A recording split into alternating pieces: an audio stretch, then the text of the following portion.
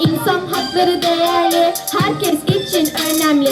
Bu haklarla biz savunuruz kendimizi. Kendi hakkını ara, tutamaz hiç kimse seni burada. Güvence içindedir insan hakları burada. Savunuruz kendimizi insan haklarıyla. Biz özgürce yaşarız insan haklarıyla. Yaşama hakkı, eğitim hakkı, özgürlük hakkı, insan haklarına sadece bak. Adalet mümkün temeli, herkes bunu bilmeli. Uymasın altına bulunursun. Konuşmamaya hayır, sessiz kalmaya hayır, hakkını savunmamaya hayır. İnsan hakları bölünmez bunları. Eğitimsiz bir yer, görünmez şeyler.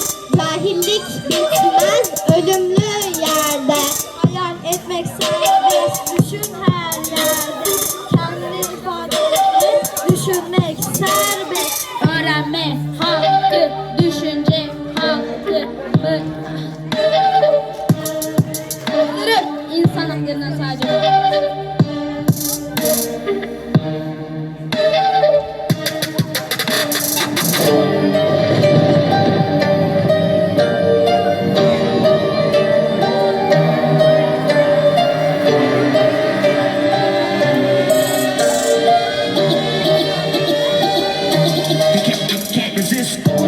Kendimizi burada yok olmak, insan haklarıyla varsa bulmak. Herkes hayatını yaşamalı, zorla evde tutulmamalı. Yeni şeyler keşfetmeli, yaşayıp öğrenmeli. Kendini kötü hissedersen git hastaneye, eczaneye. Bunların hepsi bizim için var, her şeyin başı sağlık. Zor durumda kalırsan insan haklarıyla savun kendini. Biri seni sıkıştırırsa unutma senin hakların var. Sormaktan çekinme.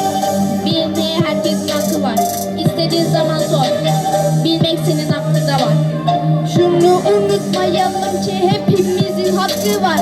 Şunu hatırlayalım ki herkesin hakkı var. İnsan haklarıyla savunuruz kendimiz. İnsan haklarıyla Biz özgürce yaşarız. İnsan haklarıyla savunuruz kendimiz. İnsan haklarıyla insan hakkı. Herkesin hakkı var. Herkesin hakkı var. Herkesin hakkı. Herkesin hakkı var. Yaşasın insan hakları. Yaşasın! Yaşasın!